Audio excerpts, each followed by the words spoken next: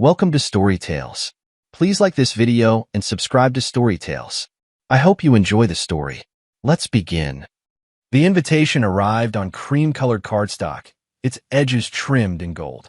Coulter Reese turned it over in his hands, studying the expensive paper with the practiced eye of someone who understood systems and structures. The restaurant name Maison de Seal was embossed in flowing script. 7 o'clock. His birthday. Tonight. Odd, he muttered, setting it on the granite countertop of his kitchen. Coulter checked his watch, a practical timepiece with a leather band worn smooth by years of wear. Not flashy, but reliable.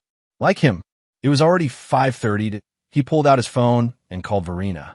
After 4 rings, her voice came through, hurried and distracted. Coulter, I'm in the middle of something. I got an invitation from your mother. For my birthday dinner. He kept his voice even, controlled. At Maison de Seal. A pause. Oh, that. Yes, Mom wanted to do something special this year. You didn't mention it. It slipped my mind. I have that work dinner first, remember? The Hastings account? But I'll join you both for dessert. Her voice softened slightly. It'll be nice, Coulter. Mom's making an effort. Coulter's jaw tightened. 7 years of marriage, and Loretta Langdon had never made an effort that didn't somehow wound him. You're sure about this? He asked. Don't be difficult. It's just dinner. The background noise on her end grew louder. I'm about to go. We're the Navy Armani. Mom likes it. The call disconnected. Coulter stared at the phone for a moment, then tucked it away. Something felt wrong. Loretta despised him, had from the moment Verena brought him home. A systems architect with no family connections wasn't what she had envisioned for her daughter. Upstairs, Coulter stood before the mirror, adjusting his tie. The Navy Armani suit fit perfectly, but the man inside it looked tired. Faint lines around his eyes that weren't there a year ago. He ran a hand through his short brown hair, noting the first threads of gray at the temples. His phone buzzed. A text from Kenny. Happy birthday, brother. Still on for beers tomorrow? Coulter smiled, his first genuine smile of the day. Kenny Blaine had been his friend since they were 10, had served with him in the Army. When everything else in life shifted, Kenny remained constant. Thanks. Yes to beers.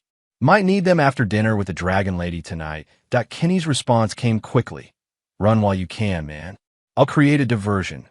Coulter chuckled, then caught himself when he noticed the sudden hollow feeling in his chest.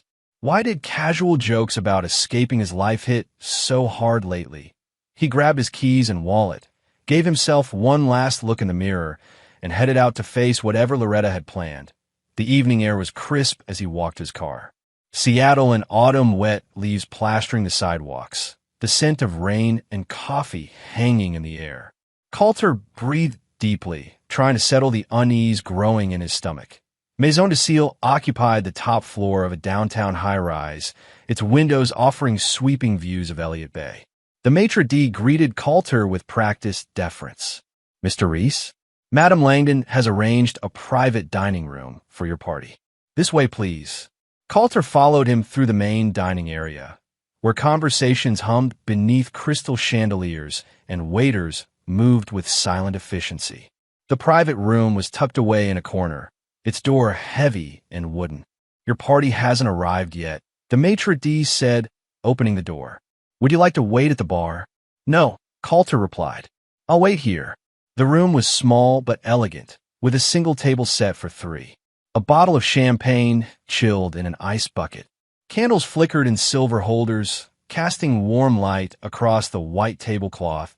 As the door closed behind him, Coulter approached the table. A manila envelope sat at what was clearly meant to be his place, his name written on it in Loretta's precise handwriting. He picked it up, his trained fingers immediately noting its weight. Legal documents. Coulter's heart quickened as he slid the papers out. On top was a handwritten note on Loretta's personal stationery. Happy birthday. Infertile trash should just leave. Loretta and Verena, below it lay divorce papers. Already filled out. Already signed by Verena. Coulter's breath caught. The room seemed to tilt, the candle's flames blurring as his eyes struggled to focus. His fingers went numb, and the papers slipped to the table. He stood perfectly still, his military training kicking in. Compartmentalize. Breathe. Assess. The pieces clicked into place: Verina's late nights, her sudden work dinners, her growing coldness since his infertility diagnosis 6 months ago, the way she'd stopped touching him, the furtive phone conversations that ended when he entered a room. The door opened, and a young waitress appeared, startling when she saw him standing there alone. "Oh, I'm sorry, sir. I thought." She glanced around the empty room. "Should I come back when your party arrives?" Coulter looked at her, then down at the table setting. With deliberate movements, he folded the divorce papers and slid them into his inner jacket pocket. He pulled out the chair and sat down. "My party won't be joining me," he said, his voice steady. "But I'll be dining." The waitress hesitated. "Just you, sir?" "Just me." Coulter unfolded his napkin and placed it in his lap. "I'd like the full tasting menu, please. With the wine pairings. The full." She stopped herself. "Of course, sir. Right away." As she hurried away, Coulter sat motionless, staring at the empty chairs across from him. Each heartbeat felt like a hammer striking an anvil, forging something new and unbreakable inside him. The meal arrived in careful sequences. 7 courses of artfully arranged food that Coulter barely tasted. He ate methodically, washing each bite down with sips of expertly paired wine. The waitstaff moved around him with uncomfortable smiles, sensing something wrong but too professional to ask. With each course, the fire inside him grew hotter, more focused. They had planned this, Verina and her mother. A birthday dinner that was actually an ambush. A public humiliation. Leave the infertile trash to find out he wasn't man enough. That he wasn't worthy to be. By the time the dessert arrived, a delicate chocolate creation with gold leaf, Coulter's rage had condensed into something cold and dense. No longer a wildfire, but a directed beam. He paid the bill with his own credit card, adding a generous tip.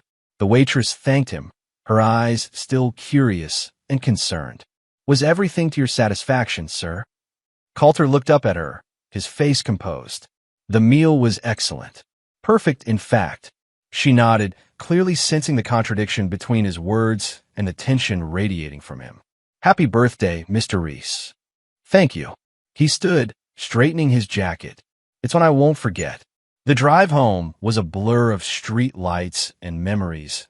He remembered sitting in the doctor's office 6 months ago, Verina's hand cold in his, as the specialist explained the test results. Male factor infertility. Treatable in some cases, but in his, the damage from a training accident years ago, the chances were nearly zero. "I'm sorry," the doctor had said. "There are other options we can discuss. Donor sperm, adoption. We need time to process this." Verina had interrupted, her voice tight. Later that night, she'd held him, whispered that it didn't matter, that they would figure it out, that she loved him, not some hypothetical child. Coulter gripped the steering wheel tighter. Lies. All of it. His mind shifted to Loretta, to the dinner party 2 months after the diagnosis. He'd overheard her in the kitchen, speaking to Verina. "Darling, you can't possibly stay with him now. What's the point? The Carruthers boy has always been sweet on you, and his family is actually somebody. Think about it, no children? That's not a marriage, it's a dead end." He remembered the pause before Verina responded, too quiet for him to hear. He'd walked away, not wanting to know her answer, telling himself she'd defended him, needing to believe that. A week later, the strange text had appeared on her phone while she was in the shower. Coulter had seen a flash on the screen, a message from someone listed only as W. "Miss you already. Last night was perfect." He confronted her. She'd laughed it off. A work colleague. The message was about a presentation they'd nailed. He'd chosen to believe her because the alternative was too painful. Coulter pulled into their driveway, killing the engine. He sat in the dark car, staring at the house they'd bought together 3 years ago. The porch light was on, but no other lights shone from inside. Verina wasn't home, of course. Work dinner. He pulled out his phone and texted Kenny. Time to break them. The response came immediately. "What happened?" Not over text. "Meet me tomorrow. Early. Roger that. My place, 7 a.m. Coulter pocketed his phone and finally got out of the car. He unlocked the front door and stepped inside the dark house. It smelled faintly of Verina's perfume, expensive, like everything else she chose. He walked through the rooms, seeing them with new eyes. How little of himself existed in this space. How carefully Verena had curated their home to please her mother, to project the right image in their bedroom. He opened Verena's closet. Designer dresses and shoes. Handbags worth more than most people's monthly salary. He touched nothing, simply observed. Then he moved to the bathroom, opening drawers and cabinets. In the back of her vanity, behind bottles of face cream, he found a small pill container. Birth control pills. They'd stopped using contraception over a year ago when they decided to try for a child. Before his diagnosis, she'd been taking them secretly, even when they were trying. Even before she knew he couldn't give her children, Coulter closed the drawer softly. In his office, he booted up his computer and logged into their joint bank accounts. Regular withdrawals to an account he didn't recognize. Large sums going back months. The pieces kept falling into place, forming a picture so ugly he could barely look at it. But he forced himself to see it all, to understand exactly what he was dealing with. By the time he finished, it was past midnight. Verena still hadn't come home. Coulter returned to their bedroom and packed a small bag, just enough clothes for a few days, his laptop, and important documents. Before leaving, he took one last look around the house. 7 years of his life. 7 years of what he now knew was an elaborate lie. Coulter walked out, locking the door behind him. He got in his car and drove to a hotel downtown. Tomorrow, the war would begin. Kenny's apartment smelled of coffee and gun oil. The small living room reflected its owner. Practical, no nonsense, with hints of military precision. A well-worn couch faced a TV mounted above a fireplace. On the coffee table lay several gun magazines and a half-assembled fishing reel. Coulter sat with his hands wrapped around a mug of black coffee, his voice steady as he recounted the previous night's events. He'd slept little at the hotel, his mind racing with plans and possibilities. Kenny paced as he listened, his expression darkening. At 6'2", with broad shoulders and calloused hands, he looked like what he was, a man who fixed broken things for a living. Those rich witches, Kenny spat when Coulter finished. I always knew Verena was cold, but this? He shook his head. What do you need from me? Information, Coulter replied. And maybe muscle, depending on how this plays out. A knock at the door interrupted them. Kenny checked his watch. That'll be Lana. I called her when you texted last night. He opened the door to reveal a petite woman with dark hair tied back in a tight ponytail. Lana Espinosa nodded at Coulter as she entered, her sharp eyes taking in his rumpled appearance. You look like hell, she said, placing her laptop bag on the table. Nice to see you too, Lana, Coulter replied. Lana had worked with Coulter at his previous firm. As a financial analyst, she had a gift for finding patterns in chaos and a notorious talent for office gossip. I brought coffee and information. She pulled out her laptop and a paper bag from which wafted the scent of pastries. Can you fill me in? I've been busy since 5 a.m. What did you find? Coulter asked, leaning forward. Lana opened her laptop. Well, for starters, your mother-in-law's been planning this for a while. She's been meeting with divorce attorneys for months, very discreetly, but not discreetly enough to hide from someone who knows where to look. She turned the screen to show Coulter a series of calendar entries and credit card statements. And then there's the matter of Wells Carruthers. Carruthers. The name struck a chord. The banking family? The very same. Wells is the younger son. Harvard Business School, trust fund, sits on a few charity boards. Lana pulled up a photo of a handsome man in his early 30s, blonde and polished. And he's been spending a lot of time with your wife. She scrolled through several photos, social media posts showing Verena and Wells at charity events, gallery openings, restaurant dinners. In most, they maintained a respectable distance, but their body language told a different story. When were these taken? Coulter asked, his voice tight. Over the past 4 months. They've been careful, always in public, always with plausible deniability. But about 6 weeks ago, they got sloppy. She pulled up a security camera still from what looked like a hotel corridor. Wells and Verena, wrapped in each other's arms, his face buried in her neck. How did you get this? Kenny asked, impressed. Lana smirked. I know people who know people. The point is, they've been meeting at the Grayson Hotel every Tuesday and Thursday afternoon. Your wife claims spa appointments or late meetings. Wells tells his secretary he's at the club. Coulter's face remained impassive, but his eyes hardened. This is good, Lana. What else? Your mother-in-law's foundation may not be as charitable as she claims. I found some financial irregularities that suggest tax evasion. I'll need more time to confirm, but looks promising. Her sister Nadine might help with that, Coulter said. They haven't spoken in years, some falling out over their father's will. She lives outside Portland now. Lana nodded, making a note. I'll find her. Kenny had been quiet, looking at the photos of Wells and Verena. You know what you need to do first, right? Confirm they're still at it. Catch them red-handed. Coulter nodded. Today's Thursday. Then let's go hunting, Kenny said. Grabbing his jacket point 3 hours later, they sat in Kenny's truck half a block from Coulter's house. Wells' silver Mercedes was parked in the driveway. They're not even trying to hide it anymore. Kenny muttered to Coulter's face was stone. Why would they? The divorce papers are signed. They think I'm out of the picture already. Kenny gripped the steering wheel. We should go in there right now. Let me talk to this trust fund kid. No. Coulter's voice was firm. That's what they'd expect. Verena would love a scene me barging in, losing control. It would fit their narrative of the unstable, inadequate husband. He pulled out a small package from his pocket. I have something better in mind. Inside the package was a tiny wireless camera, no bigger than a button. I need to place this where it'll capture them, Coulter explained. I'll wait until they leave. Kenny eyed him. You're taking this awfully well. No, I'm not, Coulter said quietly. I'm just channeling it differently than they'd expect. They waited another hour before Wells and Verena emerged from the house.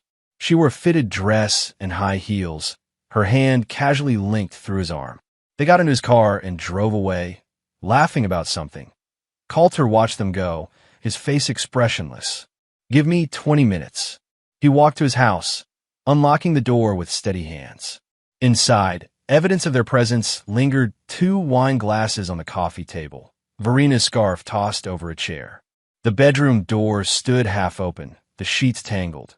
Working quickly, Coulter placed the tiny camera on a bookshelf with a clear view of the living room.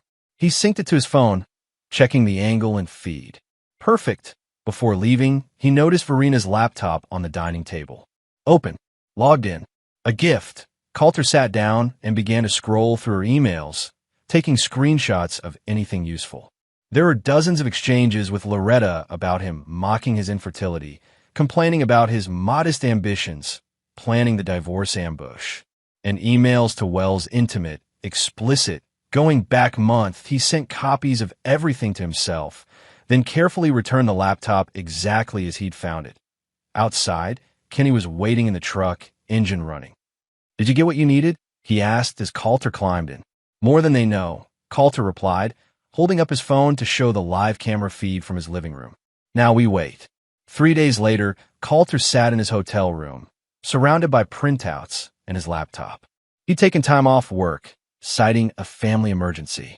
Not entirely a lie. The camera had captured everything. Wells and Verena returning to the house later that night. Their conversation about the divorce. Their laughter as Verena recounted what she imagined had been Coulter's face when he opened the envelope. Wells promising that once things settled, Loretta would introduce him properly at the club. Coulter had watched it all, recording everything, his rage crystallizing into something cold and purposeful. His phone buzzed Lana. I found Nadine Carr, she said without preamble. And she hates her sister. She's sitting on a gold mine of dirt, including tax documents that prove Loretta's been skimming from her charity for years. Will she share them? Coulter asked. Already has. I'm sending them to you now. Also, I have a contact Madison Blake. She runs that gossip account Seattle Exposed. Half the city follows her. Very discreet about her sources. Coulter thought for a moment. Set up a meeting. And tell Kenny I need him tonight. That evening, Coulter met Madison Blake at a quiet bar on the outskirts of the city. She was younger than he expected, barely 30, with shrewd eyes and a quick smile. Lana says you have something juicy, she said after they'd ordered drinks. Coulter slid a USB drive across the table. Footage of Wells Carruthers and Verena Reese. She's still legally married. To me.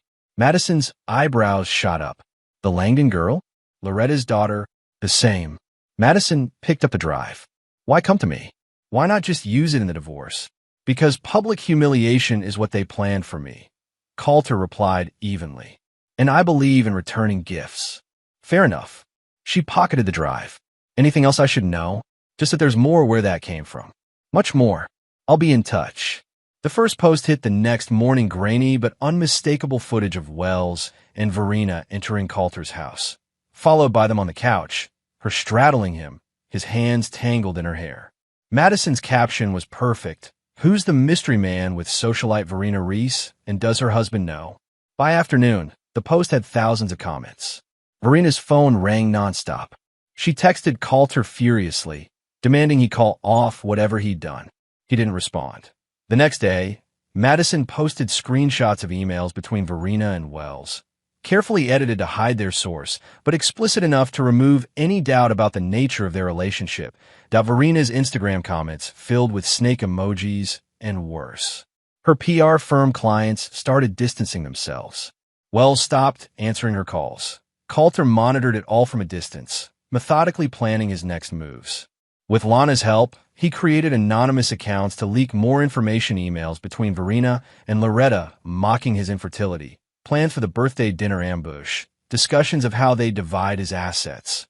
Online, Verena's reputation imploded. The woman who'd built her career on image management could not control her own. Every defense she tried backfired as more evidence emerged. Then came the tax documents from Nadine. Coulter sent them anonymously to 3 financial journalists who'd previously written puff pieces about Loretta's charitable work. Within hours, questions were being raised about the foundation's finances. The IRS took notice. A week into his campaign, Coulter met Kenny at a diner for breakfast. Dark circles underlined his eyes, but he moved with determined energy. "You look terrible," Kenny observed. "Are you sleeping at all?" "Enough," Coulter replied, sipping his coffee. "It's working. Verena's lost 2 clients already. Wells is panicking. His father called him home for a family discussion, and Loretta's lawyer contacted her accountant yesterday." Kenny studied his friend. "This is just the beginning, isn't it?" Coulter nodded. "I'm not done. Not even close." "What's next?" "The Bennett Foundation Gala. Saturday night. Biggest charity event of the season. Loretta and Verena will both be there." Coulter's smile didn't reach his eyes. "So will we." Kenny raised an eyebrow. "We don't exactly run in those circles, brother." "You don't need to. I have 2 tickets and backstage access, courtesy of an old client who owes me a favor. I just need you to handle the tech." As they left the diner, Coulter's phone buzzed. Madison, requesting another meeting. That afternoon, they sat in the same bar. "You've stirred up a hornet's nest," she said, looking both impressed and wary. "Loretta Langdon called me personally. Threatened to sue. Let her try. Everything you've posted is true and verifiable." Madison leaned forward. "What's your endgame here, Coulter? What do you want?" He met her gaze steadily. "Justice. They try to break me. I'm returning the favor." "Well, you're succeeding. Verena's been uninvited from 3 events this week, and rumor has it Wells' father is shipping him off to their London office." Coulter nodded, unsurprised. "I have more. For after the gala." Madison studied him. "You know, most men in your position would just take the money and move on. I'm not most men." He stood to leave. And this was never about money. The Bennett Foundation Gala occupied the grand ballroom of Seattle's oldest hotel. Crystal chandeliers cast warm light over tables draped in white linen. The city's elite mingled in evening wear, sipping champagne and performatively writing checks for charity. Coulter and Kenny arrived early, moving through the backstage area with the confidence of people who belonged there. Kenny carried a backpack of equipment, which he set up with efficient movements while Coulter kept watch. "All set," Kenny said after 15 minutes. "Feeds going directly to the main screen.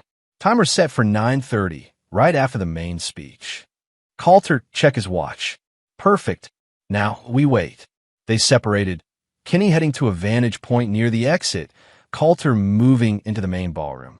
He wore a tuxedo borrowed from a colleague, nothing custom-made like those around him, but good enough to blend in. He stayed in the shadows, watching at 8 o'clock. Loretta made her entrance, resplendent in an emerald gown, diamonds at her throat. She moved through the crowd with practiced grace, accepting compliments and air kisses. If she felt any pressure from the financial scrutiny now facing her foundation, she showed no sign of it. 20 minutes later, Verena arrived. She wore a red dress, her makeup flawless, chin held high. But Coulter, who knew her better than anyone, saw the strain around her eyes, the slight tremor in her hands as she accepted a glass of champagne. The whispers started immediately. Heads turned. Phones came out discreetly. Seattle's elite might smile to her face, but they'd all seen the videos, read the posts. Scandal was to be avoided unless it came with entertainment value. Coulter moved closer, positioning himself where he could hear without being seen. "Can you believe she showed up?" A woman in blue muttered behind her hand. Wells' father threatened to cut him off completely, her companion replied. "That's why he's not here tonight." Verena pretended not to notice, but her smile grew more brittle with each passing minute. She approached her mother, who embraced her briefly before continuing her circuit of the room. At T9:15, the foundation director took the stage to introduce Loretta. As the crowd applauded politely, Coulter texted Kenny. "Now." Kenny's reply came immediately. "On it." Loretta stepped to the microphone, resplendent and composed. "Thank you all for coming tonight. Your generosity sustains our work." As she spoke, Coulter noticed several people checking their phones, eyes widening. The whispers grew louder. Someone gasped. Verena, standing near the front, pulled out her own phone. The color drained from her face that on every social media platform. Madison was posting in real time. Screenshots of Loretta's tax fraud documents, emails between Loretta and Verena planning the divorce dinner, the most explicit exchanges between Verena and Wells. And a leaked photo of tomorrow's tabloid cover. Wife from hell, betrayal, infertility bullying, and the dinner from hell. Loretta continued speaking, unaware of the digital storm erupting around her. But the audience's attention had fractured. More phones appeared. More whispers. A waiter approached Verena, handed her a tabloid advance copy. She opened it, saw her own face staring back from the cover, and swayed on her feet. Exactly 9:30, the massive screen behind Loretta flickered. Her PowerPoint presentation disappeared, replaced by high-definition video of Verena and Wells in Coulter's bed. The sound was muted, but it didn't matter. The image was unmistakable. Loretta trailed off mid-sentence, turning to see what had captured the audience's attention. Her gasp was audible through the microphone. Chaos erupted. People stood, phones raised to capture both the screen and the reactions. The foundation director rushed to the podium, frantically signaling to the tech booth. But the video continued for a full 30 seconds before abruptly cutting to black. In the stunned silence that followed, Verena's sob echoed through the ballroom. She stumbled toward her mother, reaching for support. Loretta slapped her. The crack of palm against cheeks silenced the room. "You stupid, careless girl," Loretta hissed, loud enough for nearby guests to hear. "Do you realize what you've done? What this will cost us?" Verena recoiled, holding her cheek. "Me? You're blaming me? This was your idea from the start. Don't you dare." Loretta began, but stopped when she realized every eye in the room was on them, every phone recording. Coulter watched from the shadows as mother and daughter tore into each other, their carefully constructed facade crumbling under public scrutiny. Their voices rose, accusations flew.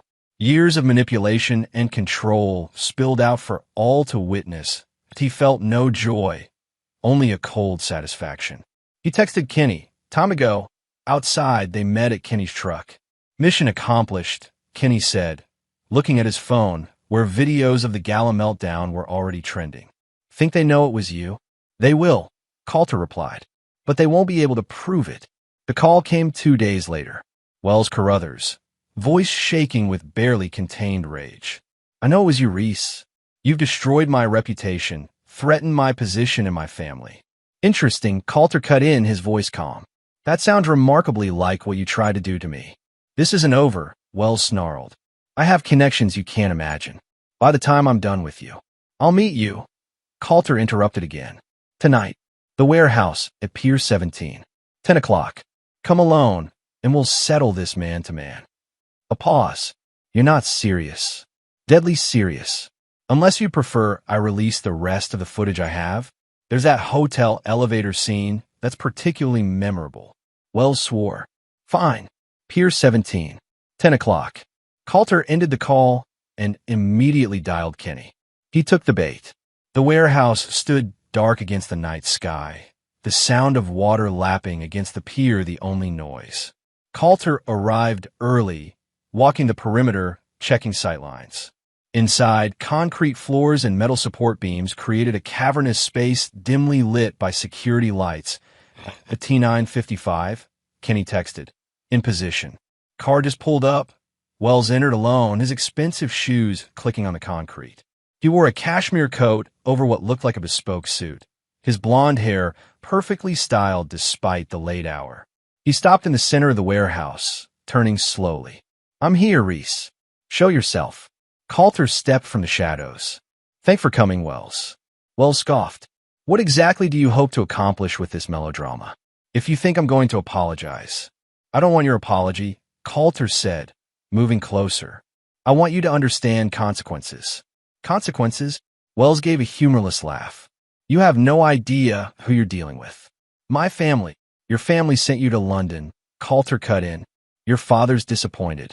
Your trust funds in jeopardy. And all for what? A married woman whose mother picked you out like a breeding stud? Wells' face darkened. He stepped forward, fists clenched. You pathetic excuse for a man. Can't even give your wife children. Can't satisfy her. Can't. The first blow caught Wells by surprise, a quick, precise strike to the solar plexus that doubled him over. As he gasped for breath, Kenny emerged from behind a stack of crates. What followed wasn't a fight so much as a methodical lesson. Kenny, with his military training, held Wells immobile while Coulter delivered calculated blows hard enough to hurt, controlled enough to avoid permanent damage. They worked with the precision of men who had done this before, in places where rules didn't apply. When they finished, Wells lay on the concrete, blood trickling from his nose, eyes swelling shut. Coulter knelt beside him, voice low. That was for the lies. Next time, it won't be a warning. He stood, nodding to Kenny. They left Wells gasping on the floor, the sound of water still lapping gently against the pier. I in the car. Kenny glanced at Coulter. Think he'll report it and admit he got beaten up after threatening me? No, his pride won't allow it. Coulter flexed his hand, knuckles reddening. Besides, he's leaving for London tomorrow. His father made sure of that. Kenny nodded, satisfied. What's next? Coulter looked out the window at Seattle's glittering skyline. The final push. The weeks that followed brought a cascade of failures for Loretta and Verena. That Loretta's assets were frozen, pending an IRS investigation. The social invitations that had once filled her mailbox dwindled to nothing. Her carefully cultivated image as a philanthropic leader crumbled as financial journalists dug deeper into her foundation's books. Verena lost her remaining clients, then her job at the PR firm. Her apartment building's management declined to renew her lease, citing a morality clause that had never before been enforced. With her accounts linked to her mother's now-frozen assets, she found herself suddenly cash poor for the first time in her life. Coulter watched it all unfold from a distance. Having moved into a new apartment in a different part of the city, he'd returned to work, explaining his absence as a personal matter that his colleagues were too polite to question further. On a rainy Tuesday afternoon, his assistant knocked on his office door. Mr. Reese? There's a Verena Reese here to see you.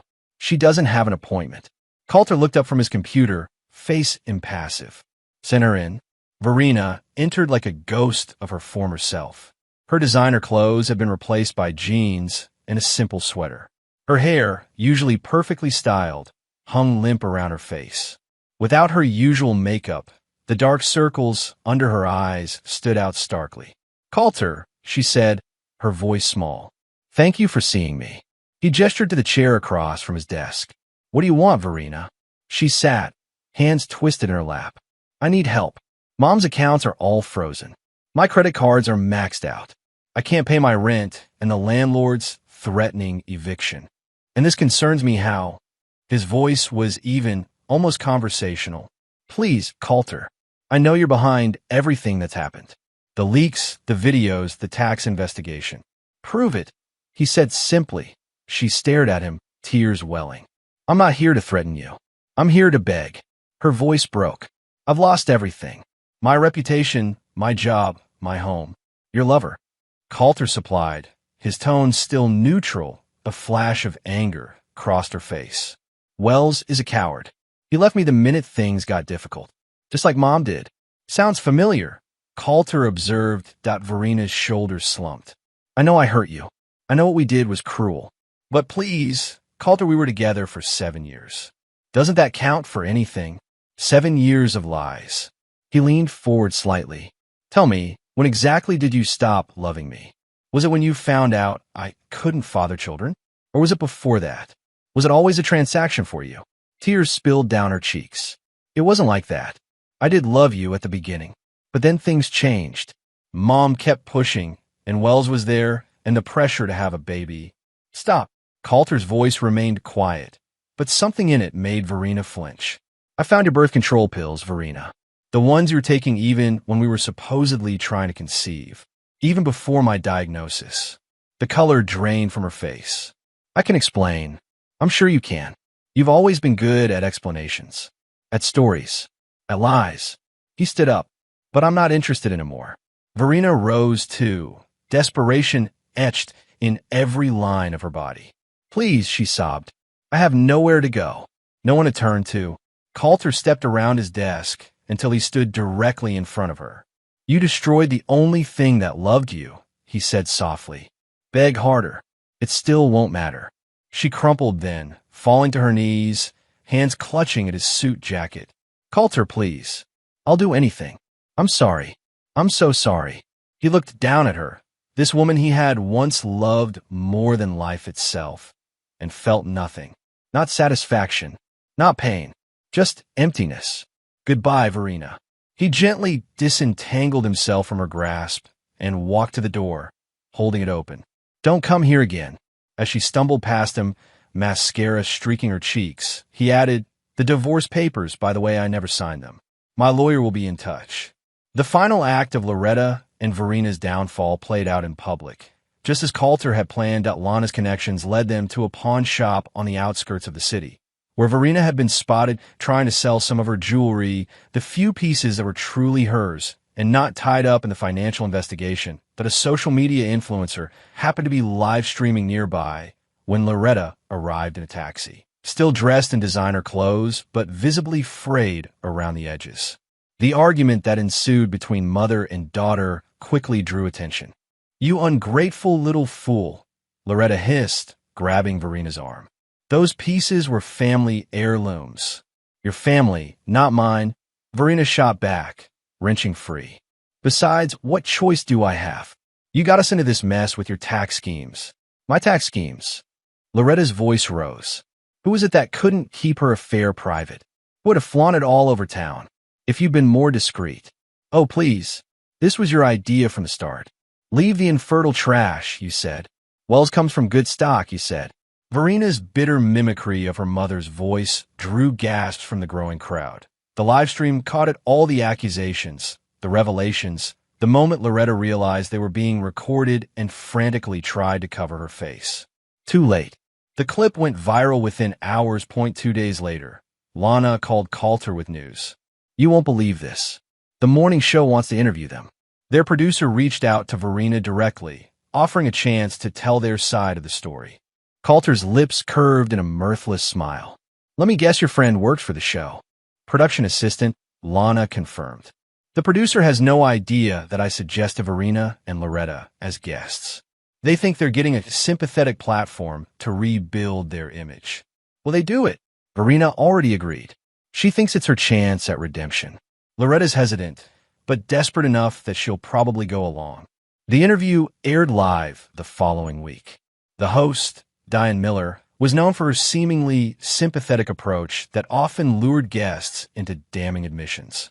She welcomed Verena and Loretta with warm smiles and concerned nods. Coulter watched from his apartment, Kenny and Lana beside him on the couch. Ms. Langdon, Mrs. Reese, thank you for joining us today, Diane began. You've been through quite an ordeal recently. Would you like to share your perspective on what happened? Verena, dressed in one of her few remaining designer outfits, leaned forward earnestly. "Thank you, Diane. It's been a difficult time, filled with misunderstandings and, I admit, some poor decisions on my part." "Misunderstandings?" Diane's tone remained gentle, but her eyes sharpened. "Yes. My relationship with Wells, it developed during a particularly challenging period in my marriage. My husband and I had learned he couldn't have children, and the emotional strain." "Let's talk about that," Diane interrupted smoothly. "You mentioned your husband's infertility. We have some emails here." She gestured, and the screen behind them displayed the messages between Verena and Loretta, mocking Coulter's condition. "Would you call these misunderstandings as well?" Verena paled. Loretta stepped in, all practice grace. "Diane, private correspondence taken out of context." "Of course." Diane nodded. "Context is important. So let's add some context." The screen changed to show the birthday dinner invitation, then the note. "Happy birthday. Infertile trash should just leave." This was a note you both left for your husband on his birthday, along with divorce papers. Is that correct? The interview continued its downward spiral. Each time Verena or Loretta attempted to reshape the narrative, Diane countered with evidence: the videos, the emails, the financial documents. The final blow came when she brought out the waitress from Maison de Cille, who tearfully described serving Coulter alone on his birthday after he'd discovered the cruel note. "He was so dignified," the waitress said. "He sat there and ate every course by himself. Paid the full bill plus a generous tip. I've never seen someone in so much pain try so hard to maintain their composure." In the studio, Loretta's carefully maintained facade crumbled. Clutching her chest, she swayed in her seat. "I need air." As medical personnel rushed forward, Verena stood frozen, face contorted with humiliation and despair. Then she bolted, running off stage, ignoring Diane's calls to wait.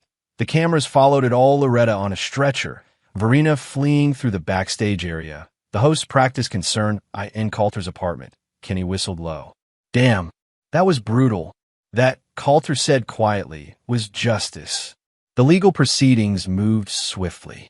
With the mountain of evidence Coulter had accumulated, his lawyer filed suits against both Verena and Loretta for defamation, emotional distress, financial malfeasance, and conspiracy. Loretta, facing simultaneous action from the IRS, had no resources to mount a proper defense. Verena, abandoned by Wells and her mother's connections, could barely afford representation. In the end, the settlement was swift and comprehensive. Coulter was awarded the house, all joint accounts, and Verena's vehicle. Loretta was ordered to pay substantial damages, forcing the liquidation of her remaining assets. Verena, with nothing left to give, was assigned a payment plan that would take decades to fulfill. The day after the settlement was finalized, Coulter received an unexpected email from Naomi Bishop, the manager of Maison de Cille. She requested a meeting at his convenience. They met at a quiet cafe downtown. Naomi was elegant and composed, her dark hair pulled back in a simple knot. She got straight to the point. "I've been following your situation with interest, Mr. Reese. What happened at our restaurant that night? I want you to know it wasn't our doing. Madam Langdon paid one of our staff to arrange that private room and place the envelope. When I discovered what had happened, I fired the employee immediately." Coulter studied her. "Why tell me this now?" "Because I have evidence." She slid a USB drive across the table. "Security footage showing Madam Langdon bribing my employee. Audio of her specifically instructing how the birthday surprise should be arranged.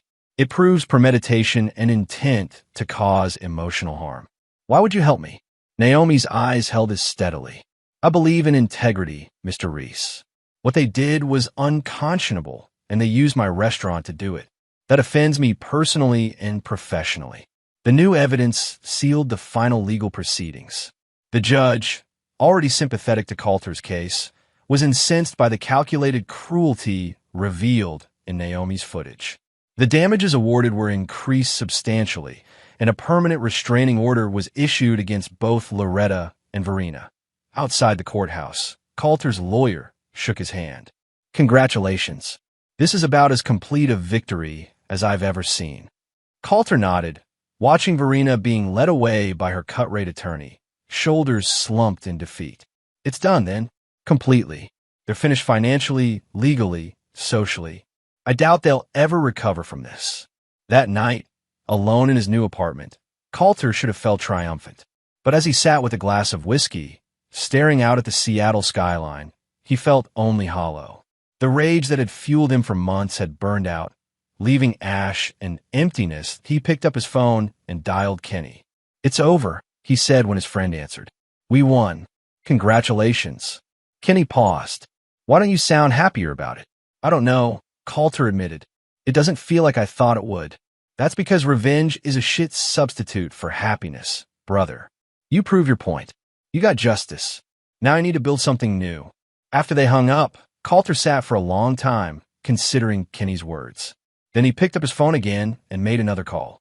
"Naomi? It's Coulter Reese. I was wondering if you'd be interested in dinner sometime."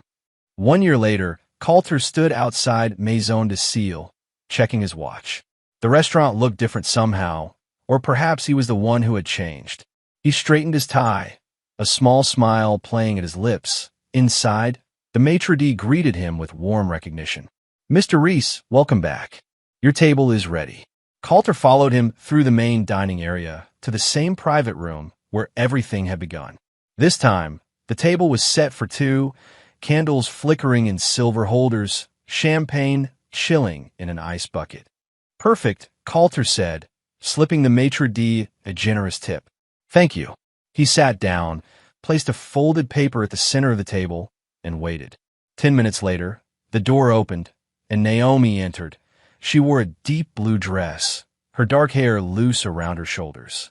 Her smile when she saw him lit up her entire face. "Sorry I'm late," she said, leaning down to kiss him briefly. "Last-minute crisis with a supplier. The burden of ownership," Coulter replied with a smile, standing to hold her chair. 3 months earlier, when Maison de Cille's owner had decided to sell, Coulter and Naomi had partnered to buy it. The restaurant was now, there's a fact that still made him marvel at life's strange turns. Naomi noticed a folded paper as she sat down. "What's this?" "Open it," Coulter said, pouring champagne into 2 flutes. She unfolded the paper, reading aloud. "Never feed snakes. Let them starve." Looking up, she arched an eyebrow. "Cryptic," Coulter smiled. "A reminder of where we've been and where we're going." "Speaking of where they've been," Naomi said, accepting the champagne, "did you hear about Loretta? Working at a gas station outside Tacoma, last I heard." Naomi nodded. "And Verena's handing out samples at that grocery store on Pike Street. Cheese cubes and crackers on toothpicks." She took a sip of champagne. "They don't speak to each other anymore. Apparently, they had a very public falling out at a bus stop last month." Coulter considered this information, waiting for the satisfaction he'd once craved. It didn't come. Instead, he felt a quiet peace, not joy at their downfall, but acceptance that justice had been served. "You're sure you want to be seen here again?" Naomi asked, gesturing around the private dining room that had once been the scene of such betrayal. Coulter reached across the table, taking her hand in his. The warmth of her fingers chased away the last, lingering chill of old pain. "This time," he said, "I own the table." And the note. They clinked glasses, the crystal ringing clear and true in the candlelit room. Outside, Seattle continued its eternal rain, washing everything clean.